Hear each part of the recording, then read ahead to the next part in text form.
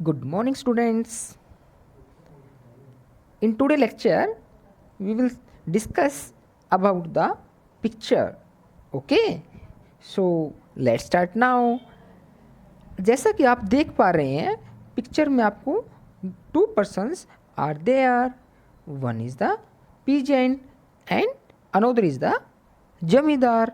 Okay, so जो peasant है, जो किसान है, वो क्या कर रहा है? जमींदार को money, fruits and food grains क्या कर रहा है? सबमिट कर रहा है, उसको दे रहा है.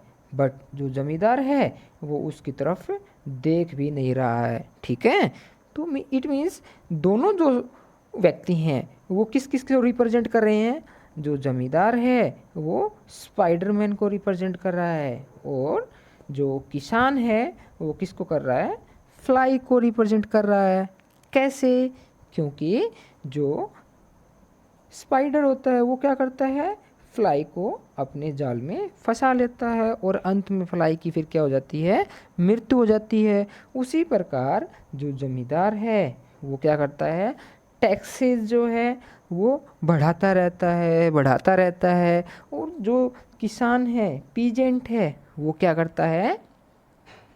बेचारा उस जाल में फंसता जाता है और फिर धीरे धीरे वो क्राइसिस, उसके ऊपर जो बर्डन है वो बढ़ता जाता है और अंत में फिर उसकी डेथ हो जाती है. तो दोनों स्टोरी जो हैं वो क्या कर रही हैं? आपस में मैच कर रही हैं. ठीक है, स्पाइडर और फ्लाई की और जमींदार की और किसान की. सो इसलिए दोनों को कंबाइन करके यहाँ रिप्रेजेंट किया गया है. ठीक है, और ये जो स्टोरी है वो बेस्ड है आपका सोशल सिस्टम पर. किसका?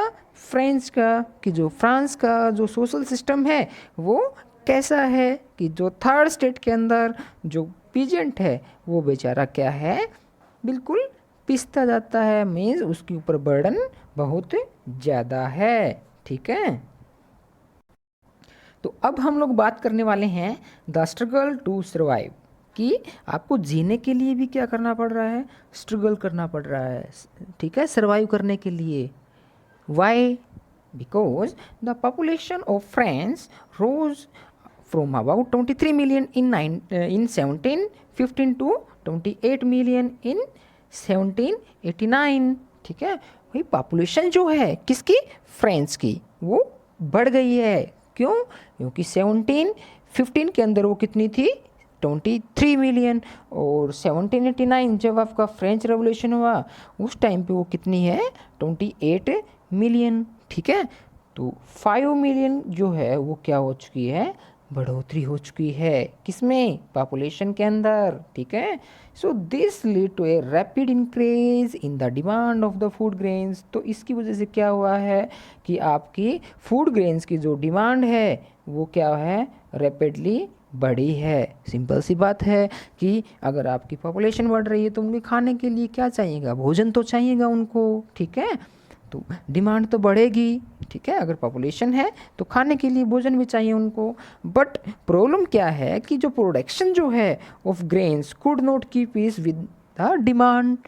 कहने का मतलब क्या है कि भाई ठीक है पॉपुलेशन बढ़ रही है लेकिन जो प्रोडक्शन है वो नहीं बढ़ रहा है. प्रोडक्शन सेम ही है. ठीक है, लोग ज़्यादा है खाने वाले और जो भोजन है वो क्या है?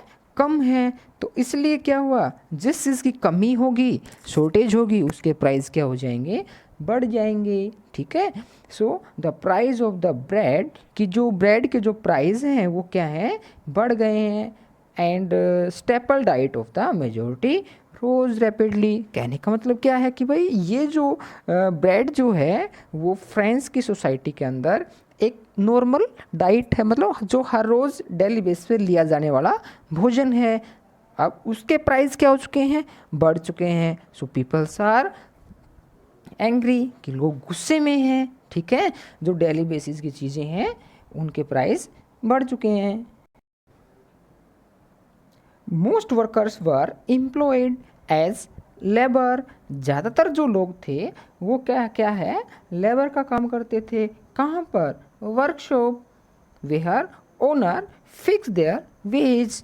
कहने का मतलब क्या है कि ज़्यादातर लोग जो है फैक्ट्रियों में काम करते थे और वहाँ पर जो मालिक है उसने क्या है, उनकी जो वेज है, मतलब जो डेली बेस पे उनको जो दिहाड़ी मिलती है, मजदूरी मिलती है, वो क्या है, जो पैसा मिलता है वो फिक्स है उनका, ठीक है, वो नहीं बढ़ रहा है। क्यों? क्योंकि भाई सोसाइटी में पॉपुलेशन बढ़ रही थी, प्राइस बढ़ रहे थे, खाने के जो आइटम्स जो थे उनके प्राइस बढ़ रहे थे, लेकिन आमदनी क्या है, आमदनी जो है, पैसे की इनकम जो है वो क्या है, सेम ही है, वो तो नहीं बढ़ रही, ठीक है।